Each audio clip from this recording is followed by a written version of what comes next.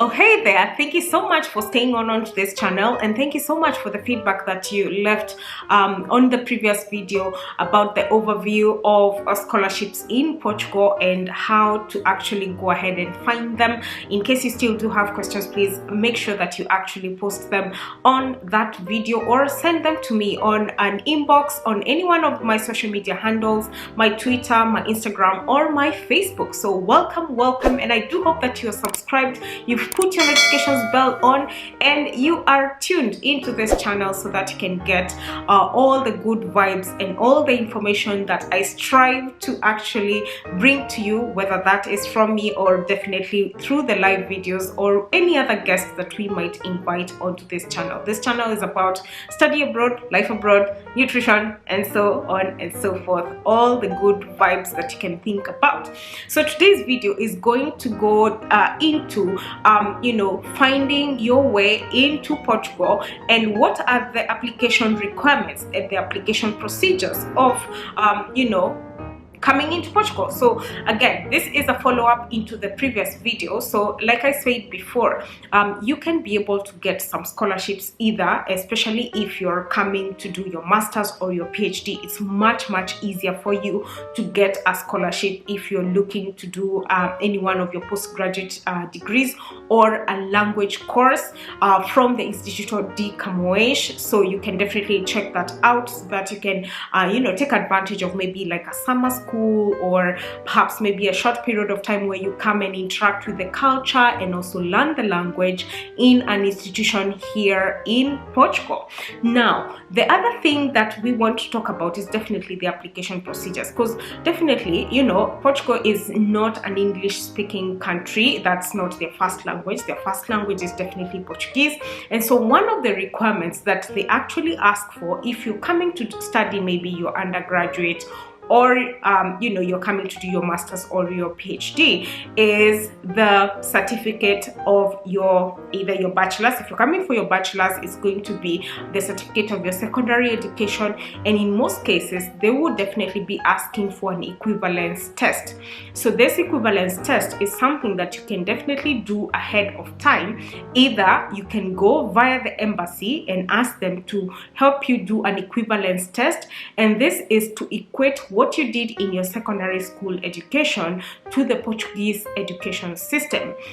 And so once you do this is a process that usually takes quite a long time before they can be able to actually complete. So it's very good to actually begin it very early, depending on when you want to come and do your studies.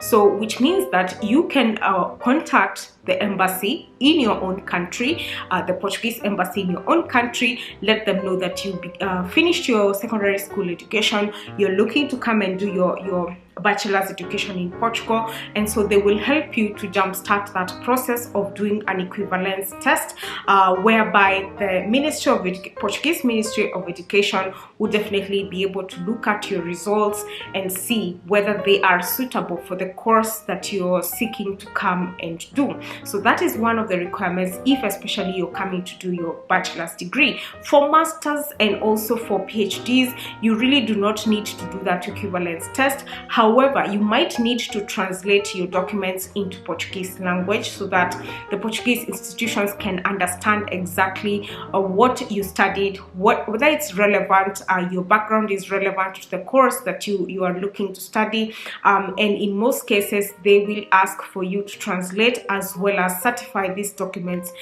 through the Ministry of Education as well as the embassy. So the application procedure to come and study in Portugal is quite easy. So there are usually 3 application periods, which means that you can either apply. The first round of applications ends in April to May, and the second round ends is usually between June to July, and also the third round is between August to September, because in most cases students in Portugal will begin their school in the fall or the spring semesters. So you also want to make sure that you know exactly when do I want to come and begin my studies, and be able to plan and see whether you want to come. For example, we are already in May, so which means that the first round of applications is going to be closing very, very soon, and then which means that the students who will have applied by the end of this month will then come to study from fall, which is usually sometime in October, November, depending on the course that you're studying, as well as also the university that you're also going to study in. So again, that is something that is very, very crucial for you to know. And then again, if you're looking to do your master's and PhD degrees in Portugal, you would need your documentation to be on point. And in most cases, like I said before in the previous video, you actually might not need to have an English language test done ahead of time, because again, this is not an English speaking country. I mean, the English is not their first language. They do have Portuguese, so you do not in most cases need that type of certification. However, you need a completed application form. So you will definitely have, after you've done your own research, you've checked out the universities that you want. Like I mentioned before, if you've gone to the QS ranking system and you've identified that this is the university that I want to study in, it looks great in terms of the ranking, it looks great in terms of the research that they might have been involved in before, and I like the location, and so on and so forth. So you've identified that university and you have gone onto their website, and most of those universities will definitely have an application form. So you've downloaded the application form, or perhaps maybe filled it online. So you do need an application form. And then again, you also need your certifications, so which means that this would be relevant high school or education, high school or bachelor's or master's degree certificates, and you also have your transcripts of academic records. You have a motivational letter stating why you want to attend that particular university and that particular faculty. And maybe if you're doing a PhD, you would also want to introduce yourself to a potential supervisor who can be interested in the project that you are going to be doing and can supervise you and take you through along the journey. And let me tell you, getting yourself a supervisor ensures that you can also be able to at least maybe secure some sort of funding, whether that is within the university or maybe within what we called FCT on the previous video. So if you have not watched that video, please first watch it so that you can be able to understand what exactly I'm talking about. But FCT is a program where the Portuguese government usually has got lots of funding opportunities for either your master's or your PhD or even your research that you would want to do. Now, again, another thing that you also want to have is if you're looking to do your bachelor's, you will need to have passed the university entrance exam. And this is something that I also quickly mentioned the other time. Usually the university entrance exam is something that assesses whether you're able or in a position or you have the capacity, educational background for you to be able to actually pursue the course that you have applied for. And for some degrees, you might also need to have a portfolio of your work. So perhaps maybe you're coming to do things to do with architecture, art and design and all these kind of things. So you would need to have a portfolio of the work that you have done before that qualifies you to come and study that degree. And then again, you also need to have a payment of the application fees, which is usually in most cases 50 euros. This translates to about maybe 6,000 Kenya shillings. So you definitely want to prepare for that. And then, like I said, you do not need a language test, and you also just do not need to show that you perhaps passed in or studied in English in most cases. But you also do need to show that you have some sort of cooperation between maybe your university and the university of your home country. So perhaps maybe you're coming to do a cooperation or you're coming to do a joint degree, or in some cases you might find that some universities in Kenya, public universities, it could be Kenyatta University, JKUAT, UN and all these kind of universities, they might have some sort of cooperations between their university as well as a university here in Portugal, which means that they might be sending some students to come and do research here partly, and partly complete their studies in Kenya. Eventually they would graduate from both universities, maybe with a PhD or even sometimes with a master's. It really depends on the type of agreement that they have. So if you're keen on doing such a cooperation or such an exchange program, then you can seek these opportunities out in the international offices of your university. So this is one of the greatest resources to actually use if you are in Kenya and you're looking to even study abroad. You want to go ahead and check out your international office in your own university and see which opportunities might be there. There could be opportunities in Europe, there could be opportunities within the African continent, there could also be opportunities in the US, Australia, name it, in whichever the continent that you might think about. And so it's always good to check with them and see. So if you see that your university has got some sort of cooperation with a university here in Portugal, then that is a good way to actually come and maybe study for a short period of time and have a supervisor here, have a supervisor in Kenya as well, and eventually graduate from both universities. And that process might be even faster for you to complete your postgraduate degrees. So again, this is something that is usually very rare, but if your university has that, please make sure that you go through the documentation processes very well so that you can be able to have them on time, so that you can submit them again on time, so for you to be considered for these opportunities, because in most cases they would be fully funded.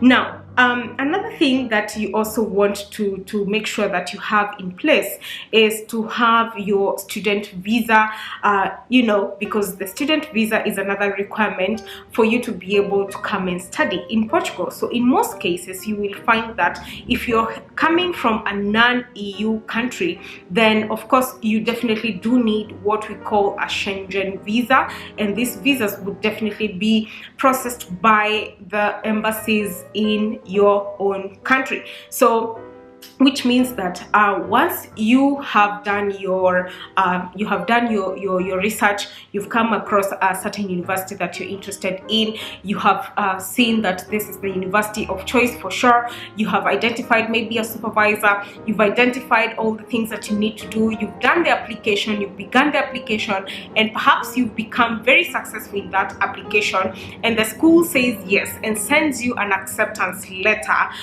Now you definitely do need a student visa, and now this student visa would mean that this would be your gateway to come and begin your studies. So what you need to do immediately is to actually contact your embassy, the embassy of Portugal in whichever the country that you might be in, whether that's in Kenya, wherever it is. Really be able to contact them to see which is the process that you need to go through to start your student visa processing. So in most cases you might find that if you're in Kenya, you might have to send your documentation to the embassy in Maputo, in Mozambique, that is, for them to begin the process of your visa.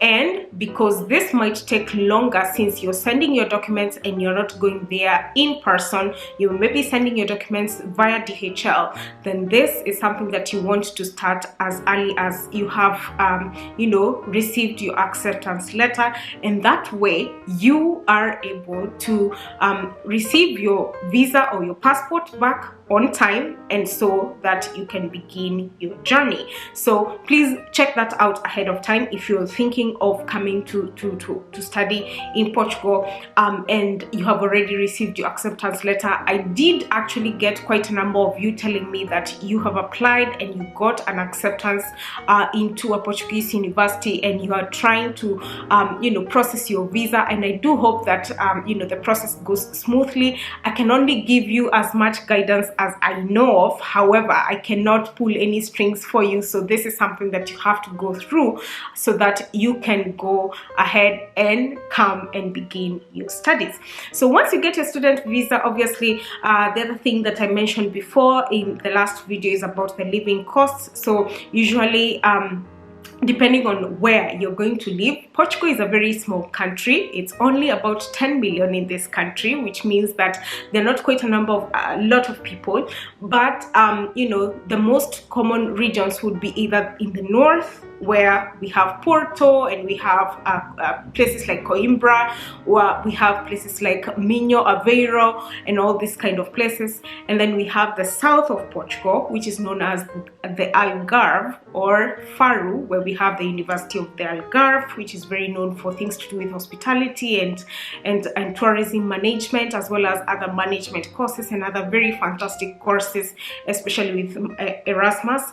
We also have now the capital, where it's Lisbon, and we have quite a number of universities in Lisbon as well. So depending on where you're going, in most cases you will find that in the north of Portugal things are much cheaper as opposed to the south, as well as the capital, obviously for the obvious reasons anyways. But depending on where you're going, make sure that you also plan ahead of time in terms of the cost of the house that you might want to find, and also the type of life first that you want to lead, and that will guide you into how much you need to at least have when you're coming in for at least the first couple of days if you are on a scholarship. So that is something that you can be able to see. So in the first place, you can check websites such as idealista.pt or things to do with uni places, or others which might even look for houses on websites like B-Quarto or even on Facebook Marketplace.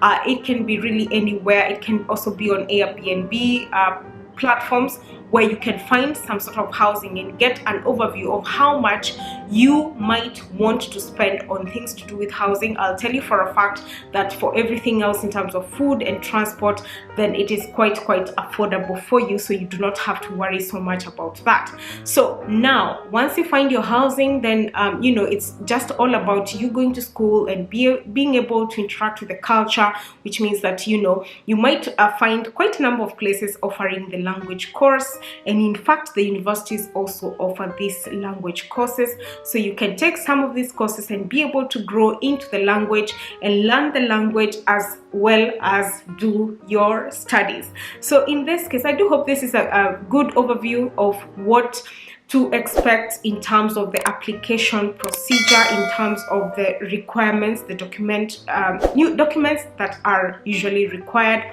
And if you have not even applied for that passport, that should be the first thing that you do. Have you applied for your passport before even thinking of studying abroad? It doesn't matter which country that you're looking towards, but then obviously you do need a passport for you to be able to fly into that country. So that's the first thing that you need to do before you even proceed into checking any country of, you know, interest in terms of study. So go ahead and do that, and I do hope that this channel you know, assist you as much as possible by giving you information and by giving you all the tools that you really do need to go ahead and apply for that you know, program that you have been toying about for such a long time. And I'll tell you, this is the parting shot for sure. I'll tell you for a fact is that you know, most people usually you'll find them going into those quote-unquote mainstream countries which are very well known. So you'll find people going into the UK, into Australia, into the US, into Germany, into all these countries which are very well known, which is a good thing, yes, but also those countries which are not as mainstream as these other countries would be even easier to find scholarships and to integrate into the system, and they might even also be cheaper to go into, and you might even like them more than the mainstream countries. I'm not saying anything. I have been privileged to pretty much, interact with quite a number of European countries, and I know for a fact the strain, when it comes to do with finances, when it comes to do with the living costs and every single aspect of being a student, and also the type of life you lead, the weather, which is something that I love to talk about. Have you thought about the weather of the country that you're interested to go and study in? Because this also works towards your mental capacities of the daily life and how you feel and whether you want to go to that class, these kind of things. So you want to think about all these things, and in fact, please watch a video that I did on some golden tips on how to choose a country, or before you think of studying abroad, what to think about. So I do hope that this video has been helpful to you, and once again, please subscribe, put your notifications bell on, share this video, leave me a comment, like the video obviously, interact with me on my social media handles, whether that's Instagram, Twitter, Facebook, wherever you feel this is a place that I feel most comfortable in. Please find me there. I am Juta Wambura on all of these platforms. So again, until next time, bye.